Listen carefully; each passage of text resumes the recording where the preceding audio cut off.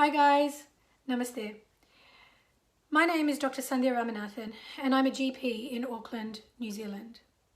Today, I just wanted to go through with you the principles of management of a suspected or confirmed mild case of COVID-19 and the equipment that you should keep at home should the need arise for you or any of your family members as we navigate through this COVID-19 pandemic. Now, the first most important piece of equipment that you can get, particularly if you're living in a city where access to hospital level care is difficult, and is a simple medical device called a pulse oximeter. This pulse oximeter is widely available and it's relatively affordable. Now this device, when you use it to monitor the oxygen saturation levels in your blood every day as you are fighting the infection, will go a long way in providing reassurance that you are okay to be managed at home and you don't need to go to hospital. So I'll just show you how to use this device. You just switch it on. Okay, it normally has some batteries that it comes with that you put in the back.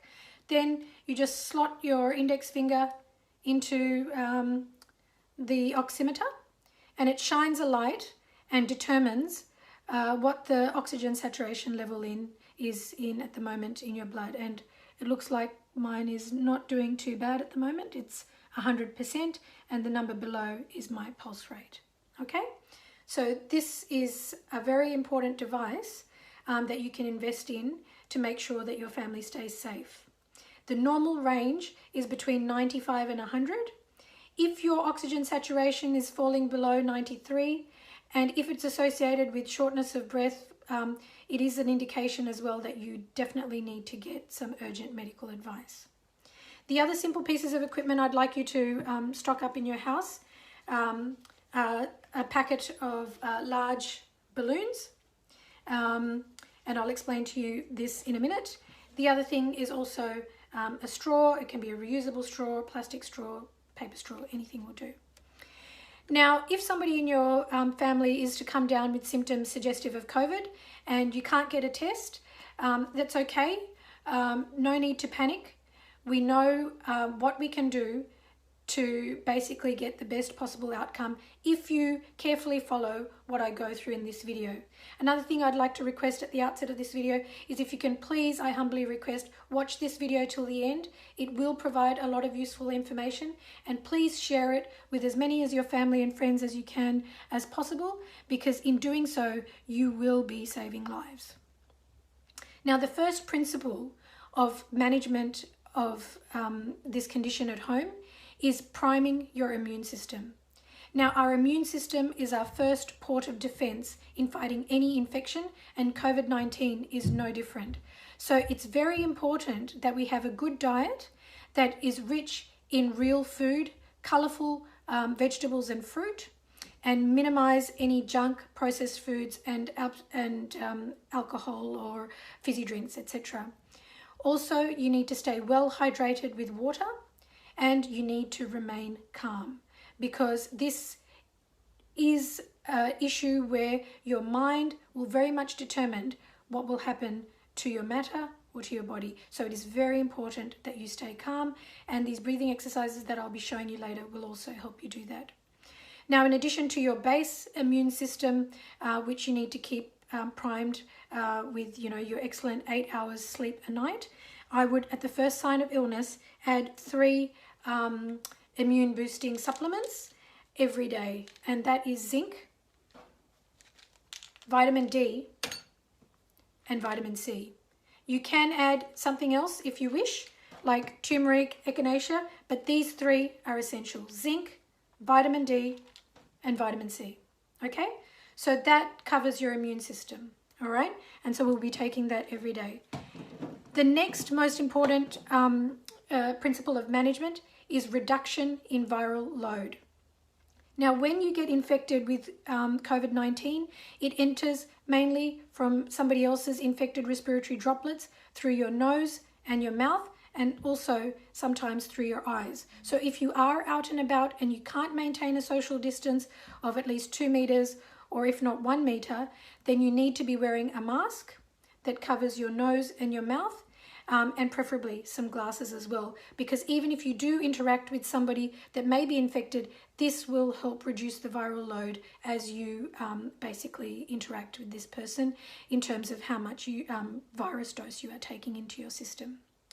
Now, say somebody in your family starts coming down with symptoms such as fever, dry cough, running nose, sore throat, loss of smell or loss of taste.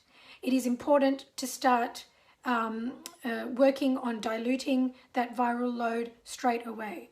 So the most important thing is doing gargling twice a day with warm salty water, and even preferable to that is a betadine mouth rinse. Now, if in addition to rinsing your mouth, it is very important to also rinse your nose. So there are several options available. One of them would be just a saline nasal spray that comes in a spray bottle, which you can just spray up each nostril, and you can repeat that as many times as you want through the day. Another and even better option is to get some saline made up into a little dropper bottle that has a lid that you can remove. Okay, and into that I would like you to drop a few drops of betadine concentrate, okay, like so. Then you put the dropper lid back, and it has another lid that goes on top, and that you basically twice a day, and if you're going in, you basically drop it into each nostril, okay, and that will help dilute. Even better than this is if you make up a saline nasal rinse, and you can get these nasal rinsing bottles, okay, that look something like this, and in that I have just put 250 mils of water that has been boiled in the kettle and cooled down, and to that I am going to add half a teaspoon of bicarb soda and half a teaspoon of salt, okay, and I've already added that into this. And in addition to that, I'm going to put in a few drops of betadine concentrate. And so with this, what you do is you do it over the sink. You lean over the sink, you direct the flow of the nasal washer back towards your throat as you enter your nose, and the saline fluid will flush through and come out the other nostril and out of your mouth, and will help again reduce that viral load. Okay, so there we have reduction in viral load. So already we've been through the first principle is priming your immune system. And the second principle is reduction in viral load. Now, another way which we can reduce the viral load, before I forget, is steam inhalation. This is very important and can also help with symptoms such as reduction in sense of smell. It's good to put a little dollop of Vicks into a bowl, pour some boiling water over it, cover your head with a towel and take steam, and do that twice a day. So now I want to get on to the most important topic I wanted to cover today, which is breathing exercises. Now, in order to explain breathing exercises, I just wanted to just go through a little bit about what actually your lung looks like. Now, your lungs, which take up most of your chest cavity, basically are like a big sponge, okay? More shaped a little bit like this on either side. So as you can see, our lungs are smaller at the top and bigger at the base, and most of the airways are actually located at your back, all right? Now, because of this, if you are to collect any fluid in your lungs, that fluid with gravity is going to concentrate at the base of the lungs, so right at the back, okay? And it is very important that we do breathing exercises to make sure that there is no fluid accumulating at the base of the lungs, and we are emptying our lungs adequately to try and prevent collapse of these little air spaces right at the bottom. So in order to do that, it is very important that we breathe well, okay? Now, in the breathing mechanism, the most important thing for you to focus on is expiration, or breathing out, okay? Now, this is because when you breathe out, you are emptying your lungs of any you're emptying your lungs as much as possible. And it's the same as if you were to imagine that the oxygen that you want to take in is water that you want to take in and fill this sponge. You want to fill this sponge with as much oxygen as possible. So in order to do that, you first need to clear out any of the old water that is already sitting there, okay, that contains carbon dioxide. So I'm just going to show you and demonstrate with this sponge as I do it.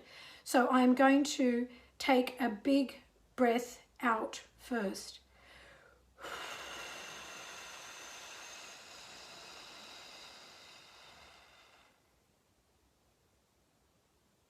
I'm going to hold it there.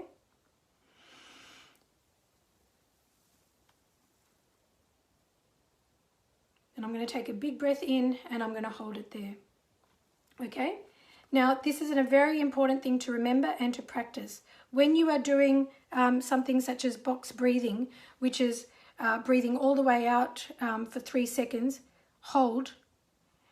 Imagine that you're drawing a box. As you're breathing out, 1, 2, 3, hold. You draw the line up.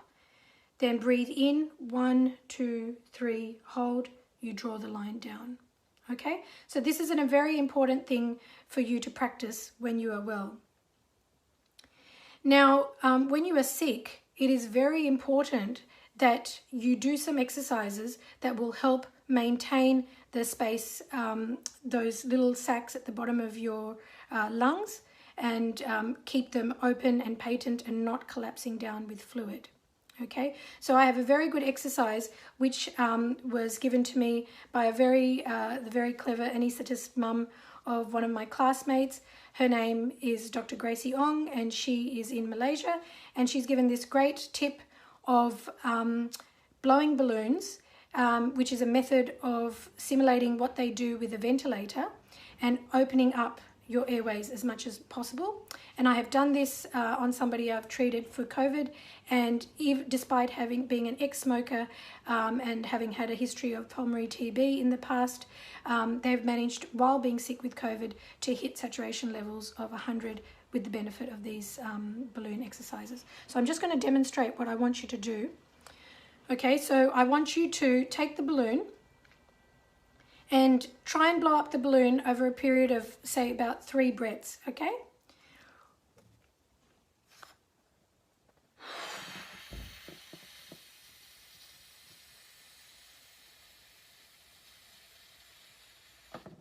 Okay, that's 1 breath. Okay, I'm going to get a good hold of it, and now I'm going to give it another one.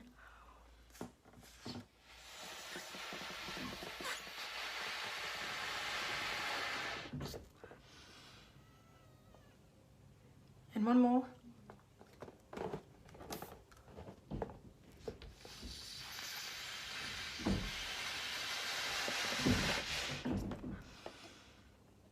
Okay, and then I'll take the balloon. And now let's just check how my oxygen saturation is doing. And I'm sure it's improved, because that was a lot of effort. So basically what you're doing there is you're blowing out against resistance. That is a very good way to keep your airways patent. And there you have, I've just hit 100. Okay, now if you find that it's quite difficult, if you have elderly family members and they find it quite difficult to blow a balloon, you can pretend you are blowing a balloon, so they can just, pretend they have an imaginary balloon and just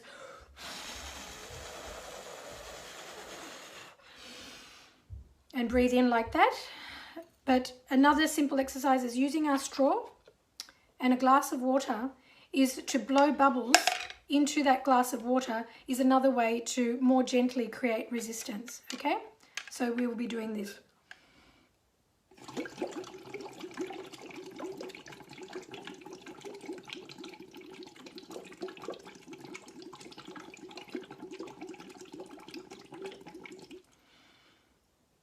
And this is another very good way and a good exercise to do. And I would suggest that you would do these exercises seated, and you would do these several times a day and recheck your oxygen saturations. Now, in addition to these exercises, the other extremely important thing is your posture. Now, to demonstrate that, I've got my beautiful doll Rani, and a little cushion.